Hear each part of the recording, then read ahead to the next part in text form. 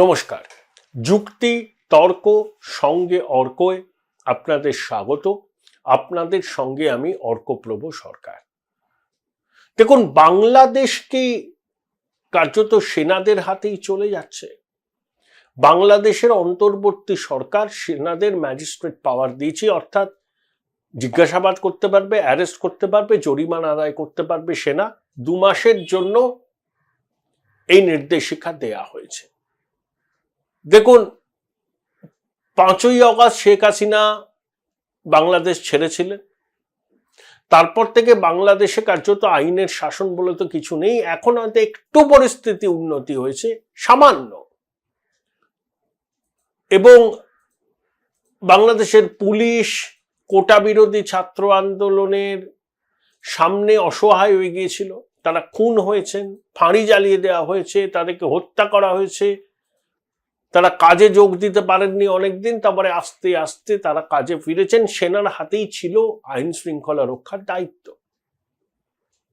বাংলাদেশে অতীতে সেনা টেকওভারের ইতিহাস আছে। এই উপমহাদেশের অনেক জায়গাতেই সেনা টেকওভারের ব্যাপার আছে। যেমন পাকিস্তানে যে সরকারটা আছে, আসল ক্ষমতা রাওয়ালপিন্ডির হাতে।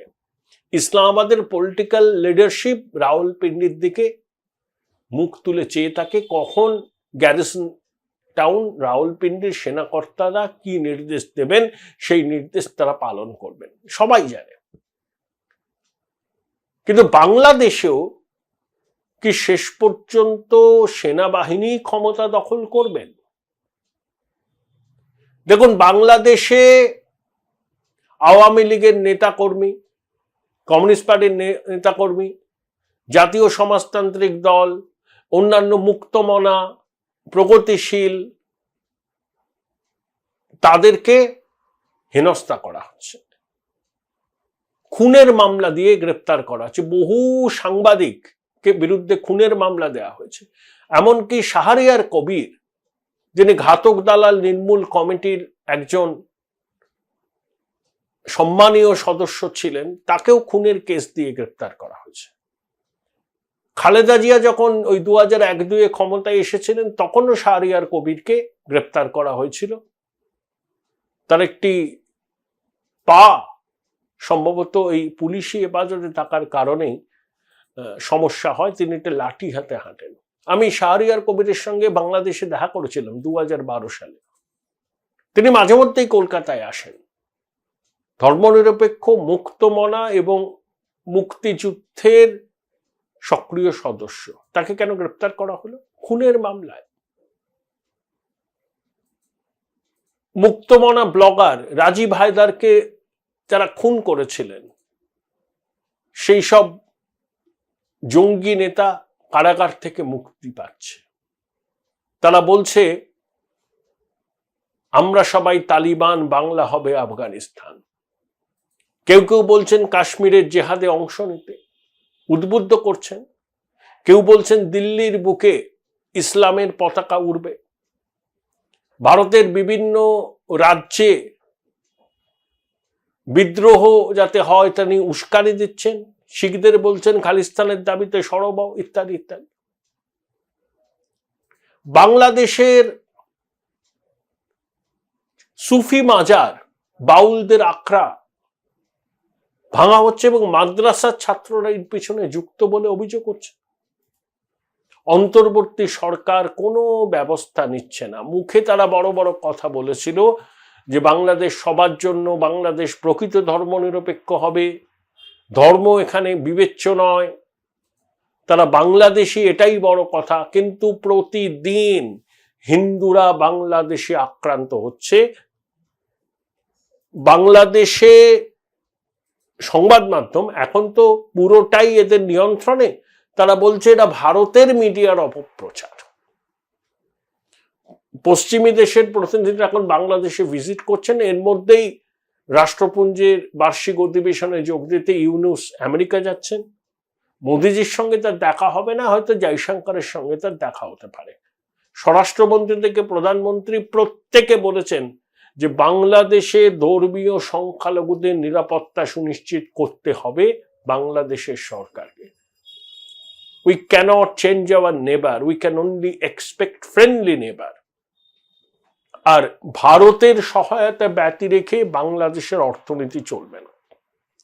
আপনি যদি কলকাতার মার্কুই স্ট্রিট এইসব অঞ্চলে যান, দেখবেন বাংলাদেশিদের আসার সংখ্যা 1/4 হয়ে গেছে। অনেক হোটেল কার্যত মাছি তাড়াচ্ছে, কারণ এখন ভিসা নিয়ে এখানে আসায় কড়াকড়ি হয়েছে এবং বাংলাদেশে ভারতীয় হাই কমিশনের সামনে বিক্ষোভ হচ্ছে।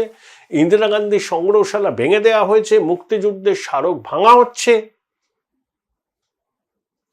তাদের দাবি, কেন হাসিনাকে ভারত সরকার আশ্রয় দিয়েছে।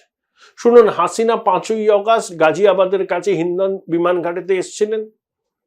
20শে সেপ্টেম্বর তার 45 দিন পূরণ হবে। কূটনৈতিক পাসপোর্ট থাকলে 45 দিন ভারতে থাকা যায়, কিন্তু ওই তদারকি সরকার হাসিনার ডিপ্লোম্যাটিক পাসপোর্ট বাতিল করে দিয়েছে, অর্থাৎ তার কাছে কোনো পাসপোর্ট নেই। তাহলে 20শে সেপ্টেম্বরের পর হাসিনার কি ভারতে থাকবেন? এখনো পর্যন্ত যা খবর, তিনি ভারতে থাকবেন। কয়েকদিন আগে হাসিনার একটি অডিও ভাইরাল হয়েছিল, সত্যাসত্য জানা যায়নি। আমি দেশের খুব কাছেই আছি, টুক করে ঢুকে পড়ব। তো বাংলাদেশের প্রশাসন এ নিয়ে কোনো উচ্চবাচ্য করেনি, শুধু বলেছেন যে ভারতের মাটি থেকে বাংলাদেশের রাজনীতি নিয়ে যেন হাসিনা কোনো বিবৃতি না দেন। তারা আনুষ্ঠানিকভাবে এটা বলেছেন, হাসিনা ভারতে থাকলেও ভারতের সঙ্গে সম্পর্কের অবনতি হবে না।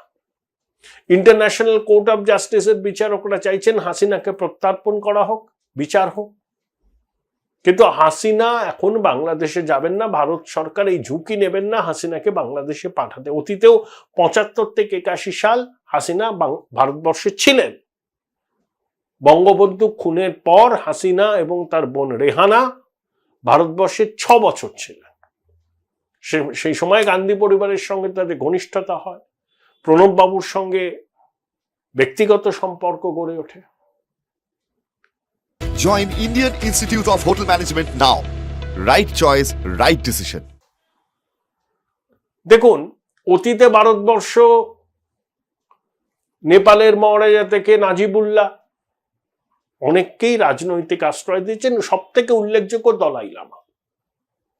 সেই নেহেরুর সময় তিনি এসেছিলেন, ধর্মশালাতে তিনি থাকেন। Government in exile, Tibetan government in exile তার প্রধান।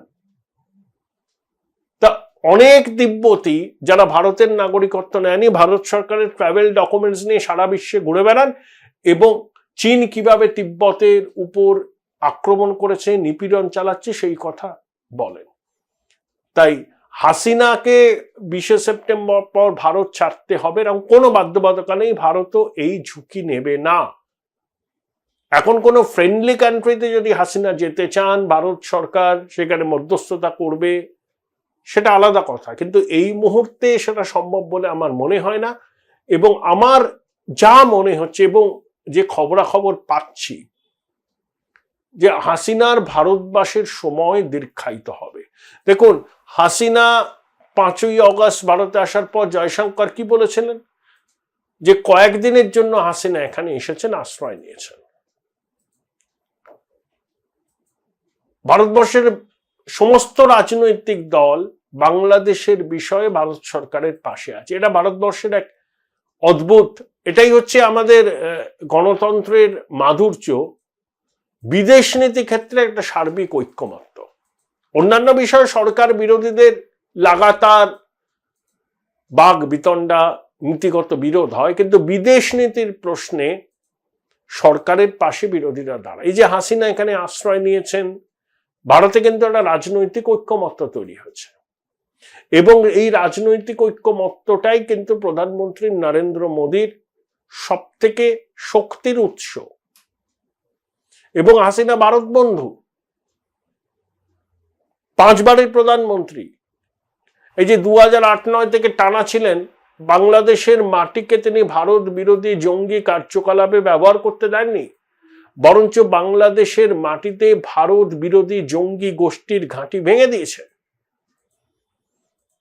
শেখ মুজিব আওয়ামী লীগের সঙ্গে ভারতের দীর্ঘদিনের সম্পর্ক।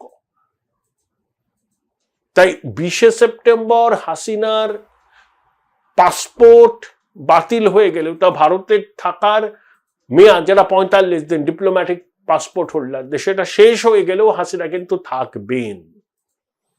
প্রথম কথা, ডিপ্লোম্যাটিক পাসপোর্ট বাংলাদেশ বাতিল করে দিয়েছে, হাসিনার কোনো পাসপোর্ট নেই, কিন্তু সেটা তার ভারতে থাকার পক্ষে অন্তরায় হবে না। ভারত এই মুহূর্তে হাসিনাকে বাংলাদেশে প্রত্যর্পণ করার তো কোনো প্রশ্নই নেই। সেখানে তার জীবন সংশয়, নিরাপত্তার নিয়ে বিরাট প্রশ্ন উঠে যাবে। এখন যদি হাসিনা কাতারে যেতে চান বা অন্য কোনো দেশে যেতে চান, যেখানকার শাসক কুলের সঙ্গে হাসিনার ব্যক্তিগত সম্পর্ক ভালো, ভারত সরকারের সম্পর্ক মধুর, সেখানে হাসিনা যেতে পারেন। কিন্তু এই মুহূর্তে তিনি কি যাবেন? আমার মনে হয় যাবেন না। তিনি অনেক দিনই ভারতে থাকবেন। সেটা কি হাসিনার পলিটিক্যাল অ্যাসাইলাম নাকি অন্য কিছু, সেটা ভারত সরকার পরবর্তীকালে বলবে। কিন্তু এই মুহূর্তে বাংলাদেশ যেভাবে মৌলবাদীদের দখলে চলে গেছে এবং সেনার পদধ্বনি শোনা যাচ্ছে মসনদের দিকে, বাংলাদেশের অস্থিরতা বাড়বে। সংখ্যালঘুদের উপর অত্যাচারের ঘটনা কমছে না, যতই ইউনূস দাবি করুন না কেন। বাংলাদেশের সংখ্যালঘুদের ধর্মীয় স্থান, সম্পত্তি আক্রান্ত হচ্ছে, তারা অত্যাচারিত হচ্ছে। কিছুদিন আগে বাংলাদেশের সরকার একটা বিজ্ঞপ্তি দিয়েছিল যে কোন কোন মন্ত্রকে সংখ্যালঘু কত আছে তার তালিকা তৈরি করতে। জানি না সেই বিজ্ঞপ্তি প্রত্যাহার করা হয়েছে কিনা। শাহবাগে সংখ্যালঘুরা বিরাট বড় একটা সমাবেশ করেছিলেন, তাদের দেয়ালে পিঠ থেকে গেছে, তারা এখন কিন্তু রাস্তায় নেমে প্রতিবাদ করছেন। এর মধ্যেও বাংলাদেশের শুভবুদ্ধি সম্পন্ন, প্রকৃত ধর্মনিরপেক্ষ, মুক্তমনা মানুষ আছেন। তারা হয়তো সরকারি নিপীড়নের ভয়ে মুখ খুলছেন না, কিন্তু সময় হলে তারা খুলবেন। বাংলাদেশের জাতীয় সঙ্গীত বদল, বাংলাদেশের জাতীয় পতাকার ইসলামীকরণ, এসব দাবি উঠছে। উদীচী একটা প্রতিবাদ করেছিল, কিন্তু ওই বর্তমান পরিস্থিতিতে রাজপথে নেমে অন্তর্বর্তী সরকারের বিরুদ্ধে মুখ খোলার সাহস তারা পাচ্ছেন না। কিন্তু পরিস্থিতি যদি এরকম চলতে থাকে তাহলে কিন্তু বাংলাদেশের মানুষ আবার নতুন করে প্রতিবাদ করবেন, রাস্তায় নামবেন। কারণ সম্পূর্ণ অরাজকতা চলছে এবং সেনার হাতে এই যে বিশেষ ক্ষমতা, জরিমানা আদায় করা, গ্রেপ্তার করা, এটাকে কিন্তু অনেকে অশনি সংকেত ভাবছেন যে সেনা শেষ পর্যন্ত ব্যারাকে না ফিরে বোধহয় বাংলাদেশের মসনদে স্থায়ীভাবে বসতে চায়। আগে একবার তদারকি সরকার এরকম হয়েছিল, সেখানে তারা -2 ফর্মুলা ইমপ্লিমেন্ট করতে এসেছিল, মানে খালেদা জিয়া, শেখ হাসিনা বাদ দিয়ে। বিএনপি অস্থির হয়ে যাচ্ছে নির্বাচন করা কবে হবে, কিন্তু অন্তর্বর্তী সরকার এক্ষুনি নির্বাচন করতে রাজি আছেন বলে মনে হয় না। ইউনূস কিন্তু 6 বছরের সময় চেয়েছিলেন। এরপর অন্তর্বর্তী সরকার কোটা বিরোধী ছাত্র আন্দোলনের মাথাদের সঙ্গে বাংলাদেশে বিএনপি জামাতের কনফ্রন্টেশন শুরু হবে, কিন্তু তারা নির্বাচনের মাধ্যমে বাংলাদেশের শাসন ক্ষমতা দখল করতে চায়। অন্তর্বর্তী সরকারের হাতে প্রশাসনের দায়িত্ব দীর্ঘদিন থাকুক, এটা তারা চান না। এই যে পরিস্থিতি, এই পরিস্থিতিতে সেনাবাহিনী শেষ পর্যন্ত বাংলাদেশের মসনদে পাকাপাকিভাবে বসে যেতে পারে। তাহলে উপমহাদেশের আরেকটি দেশে গণতন্ত্রের সলিল সমাধি হবে এবং সামরিক শাসন জারি হবে। ভারতের পক্ষে অশনি সংকেত।